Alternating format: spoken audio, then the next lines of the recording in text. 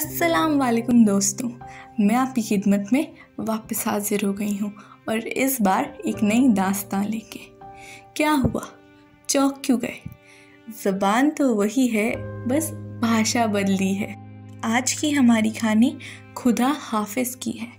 खैर, उस कहानी का नाम खुदा हाफिज़ क्यों रखा ये तो मैं आप पे छोड़ती हूँ। मेरा काम है तो कहानी सुनाना, तो देर किस बात की, चलिए दोस्तों शुरू करते हैं। तो बात कुछ ऐसी होती है। IK मिश्रा समीर से मिलने आए हुए होते हैं पुलिस स्टेशन में। वो पुलिस स्टेशन होता है नुमान का। IK मिश्रा इंडियन एम्बेसी से थे और वो समीर की मदद करने आए थे, पर पुलिस ने मना कर दिया था कि इस इंसान की कोई मदद नहीं कर सकता, क्योंकि अब तो लोकल अखबारों ने भी छापना चालू कर दिया है। IK मिश्रा समीर के पास पहुंचते हैं और उससे बोलते हैं कि अगर तुम चाहते हो मैं तुम्हारी मदद करूं तो तुमको सारी कहानी शुरुआत से बतानी होगी। तो कहानी कुछ इस तरह चालू होती है कि समीर आया हुआ होता है नरगिस के घर शादी का रिश्ता लेके। समीर को नरगिस बहुत पसंद आ जाती है, उन दोनों की शादी भी हो जाती है। ये कुछ बात है 2007 की। उसके बाद 2008 जनवरी में अचानक से ही बहुत इकोनॉमी डाउन हो गई थी, दुकानें बंद हो गई थी, कई लोगों को नौकरी से निकाल दिया गया था। इसलिए समीर और नरगिस जहाँ पहुँचते हैं एजेंट नदीम के पास, जो कि नुमान के एप्लीकेशन देता है। वो दोनों एप्लीकेशन भरते हैं और 5-5 हज़ार जमा करते हैं और घर लौट जाते हैं। कुछ दिन बाद एजेंट नदीम उनके घर आता है और ये बोलता है कि नरगिस की नौकरी लग गई है, कुछ 4-5 दिनों में समीर की भी लग जाएगी, पर नरगिस को अभी निकलना होगा। समीर थोड़ा चिंता में होता है क्योंकि नरगिस आज तक लखनऊ से बाहर नहीं गई होती, पर वो फिर भी बोलता है कि ठीक है नरगिस, अगर तुम जाना चाहती तो चली जाओ, मैं वैसे ही 4-5 दिनों में आ जाऊँगा। समीर नरगिस को पहुंचते ही फ़ोन करने को बोलता है। सुबह सुबह नरगिस का फ़ोन आता है। वो बहुत डरी हुई होती है। वो ये बोलती है कि समीर, ये लोग बहुत बुरे लोग हैं, मेरे को बचा लो, मेरे को बचाने आ जाओ। समीर फ़ौरन उस एजेंट नदीम के पास जा पहुंचता है पुलिस के साथ। एजेंट नदीम एक वीज़ा, टूरिस्ट वीज़ा करवाता है समीर का और उसको वहाँ भेजता है और कुछ नंबर और एड्रेस देता है। नुमान पहुँचते ही समीर को एक टैक्सी ड्राइवर मिलता है जिसका नाम होता है उस्मान हमीद। उस्मान हमीद समीर की मदद करता है। वो उसको ये बताता है कि ये नंबर यहाँ का नहीं है, इस किसी भी कोड से मिलता जुलता नहीं है, तुम वापस चले जाओ। समीर फिर इंडियन एम्बेसी भी जाता है, पर उस वक्त वहाँ IK मिश्रा नहीं होते। वहाँ पे एक रिसेप्शनिस्ट ये बोलती है कि मैं उसके असिस्टेंट को मेल डाल दूँगी और जैसे ही वो मेल देखेगा हो सकता है IK मिश्रा को कांटेक्ट कर लें। आप वेट कीजिए, पेशेंस रखिए, हम ज़रूर आपकी मदद करेंगे। पर समीर को किसी भी तरह नरगिस को ढूंढना था। उसने एक दिमाग लगाया और वो फ़ौरन शोरूम गया। शोरूम पे जिस नंबर पे उसकी बीवी ने कॉल किया था उसका नाम और एड्रेस पता लगाया और वहाँ जाके देखा।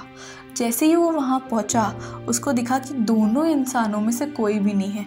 ना ही परवेज़ था जिसके नाम पे नंबर रजिस्टर्ड था, और वहाँ पे रहने वाला इंसान जो कि मकान मालिक था वो ये बोलता है कि परवेज़ तो पहले ही निकल चुका है। उस्मान हमीद जो उसका टैक्सी ड्राइवर था, उसने अपना नंबर भी दिया था कि अगर बाय चांस तुम्हें कोई भी दिक्कत हो तो मेरे को फ़ोन कर देना। वो फ़ोन करता है, उसके घर जाता है। उस्मान हमीद ये बोलता है कि मैंने उस इंसान का पता लगवाया है जिसको तुम ढूंढने आए थे। उस्मान हमीद ये बताता है कि वो इंसान परवेज़ लड़कियों का धंधा करता है। समीर एकदम बौखला जाता है। वो ज़िद करता है उस्मान से कि मेरे को मेरी बीवी वापस चाहिए।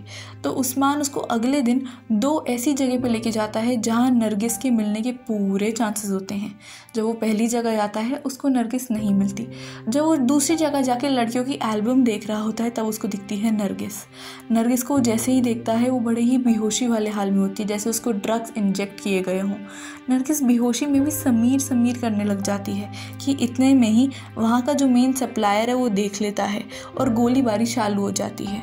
उस्मान और समीर किसी तरह वहाँ से भागते हैं, पर अचानक से टकरा जाते हैं और फिर ऐसे करके समीर कब्जे में आ जाता है पुलिस की और उस्मान जा पहुँचता है हॉस्पिटल। IK मिश्रा ये स्टेटमेंट लेने के बाद मिलते हैं फैज़ से। फैज़ वहाँ पे ही एक कॉप होता है, यानी पुलिस वाला होता है। वो ये बोलता है कि सच क्या है और गलत क्या है, हमें ये रिकॉर्डेड स्टेटमेंट से नहीं मतलब, या समीर ने आपको जो बताया उससे नहीं मतलब, सच तो वही रहेगा जो हम देखेंगे और जो हम फैसला करेंगे। फैज़ समीर से ये पूछता है, क्या तुम सच बोल रहे हो? समीर बोलता है, हाँ मैं सच बोल रहा हूँ। तब फैज़ समीर को एक ऐसी जगह लेके जाता है जहाँ कोई नहीं हो, और वहाँ जाके उससे बोलता है कि अब तुम एक भागे हुए कैदी खिलाओगे, अगर तुम्हें तुम्हारी बीवी चाहिए तो अंदर जाके बैठो। समीर बहुत कंफ्यूज्ड होता है, उसको समझ नहीं आ रहा होता कुछ, कि तब वो जा पहुँचते हैं कमिश्नर गाजी के पास। वहाँ ही आई.के. मिश्रा भी होते हैं। उसके साथ फैज़ के साथ एक और लड़की होती है जिसका नाम होता है तमीना। वो सब के सब समीर को ये यकीन दिलाते हैं कि हम तुम्हारी बीवी को ढूंढने में मदद करेंगे। इन सब के पीछे जो मेन आदमी होता है यानी इत्ज़ाक, उसके पीछे तमीना लग जाती है हाथ धो के। थोड़े दिन में ये पता चलता है कि एक लड़की की बॉडी जली हुई पाई गई है।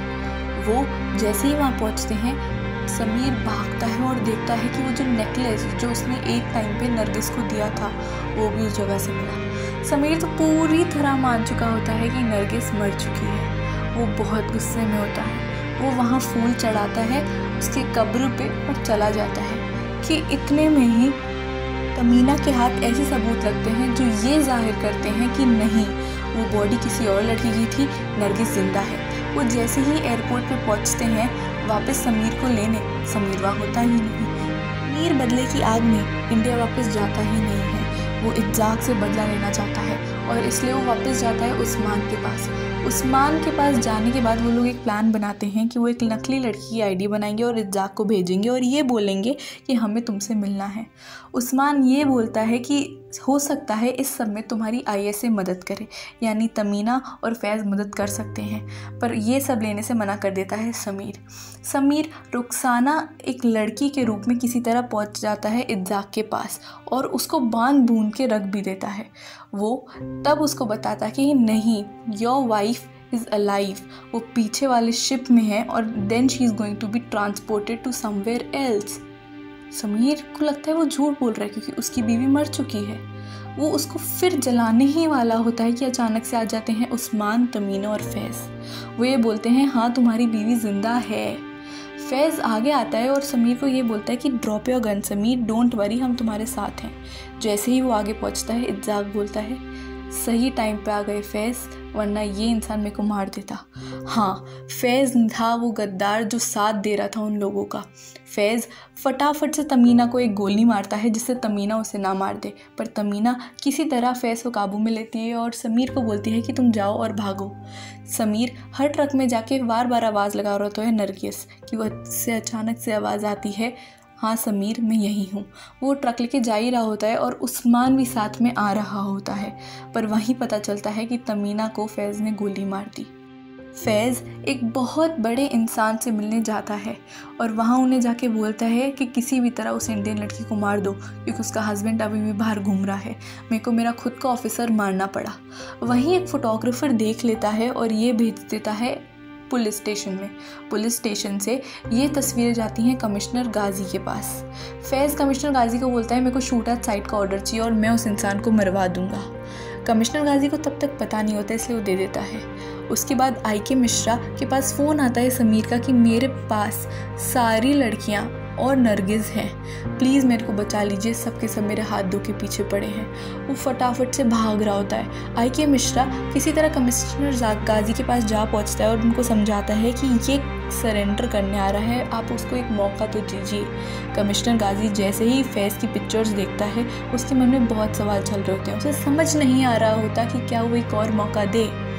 सारे के सारे गार्ड्स आगे हो जाते हैं, बस फायर ही करने वाले होते हैं कि कमिश्नर गाजी मना कर देता है। समीर अंदर आता है और समीर अंदर आते ही नील डाउन करवा दिया जाता है और फैज़ उसको मारने वाला होता है कि इतने में ही कमिश्नर गाजी के आदमी उसके हाथ पे गोली चला देते हैं। वो बोलते हैं कि फैज़ तुम गद्दार हो, तुमने हमारे ही आदमी को मारा है। और फिर फैज़ और समीर की लड़ाई चालू हो जाती है। समीर फैज़ को बहुत मारता है और फिर फैज़ को गिरफ्तारी में ले लिया जाता है।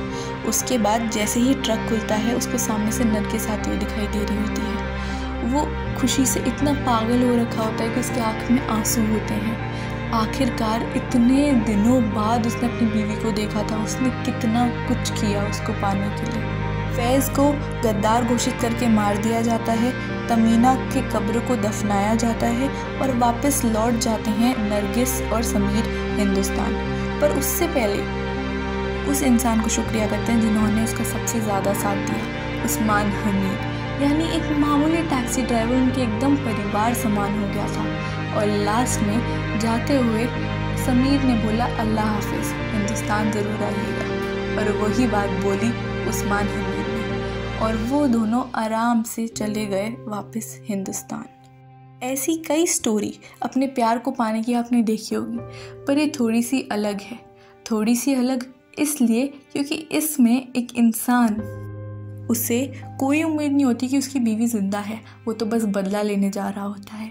उसके आखिरी शब्द भी यही होते हैं कि अगर मैं मर गया तो मेरी कब्र को नरगिस की कब्र के साइड में खोदना। इतना अटूट प्रेम जो मिसाल बन जाए, वो देखने को मिलेगा आपको खुदा हाफिज़ में। खुदा हाफिज़ में समीर चौधरी की रोल निभाई है विद्युत जम्वाल ने। कहना पड़ेगा वो ना कि एक सिर्फ और सिर्फ मार्शल आर्ट्स एक्सपर्ट हैं, पर उनकी एक्टिंग भी लाजवाब है। नरगिस की रोल निभाई है शिवालिका ओबरॉय ने। उस्मान हमीद का रोल निभाया है अन्नू कपूर ने। अन्नू कपूर एक थिएटर आर्टिस्ट हैं और बहुत ही उम्दा एक्टिंग करते हैं। फैज़ अबू मलिक की भूमिका निभाई है शिव पंडित ने। तमीना हमीद की भूमिका निभाई है आहना कुमार ने। इत्ज़ाक रजगिनी की भूमिका निभाई है नवाब शाह ने। नंदिनी चौधरी की भूमिका निभाई है गार्गी पटेल ने। कमिश्नर गाजी की भूमिका निभाई है रियो कपाडिया ने। आई.के. मिश्रा की भूमिका निभाई है इखलाक खान ने। और एजेंट नदीम की भूमिका निभाई है विपिन शर्मा ने। खुदा हाफिज़ को डायरेक्ट किया है फारूक कबीर ने, और उन्होंने ही बहुत खूबसूरती से इसको लिखा भी है। इसका म्यूज़िक दिया है मिथुन शर्मा ने और अमर मोहिले ने।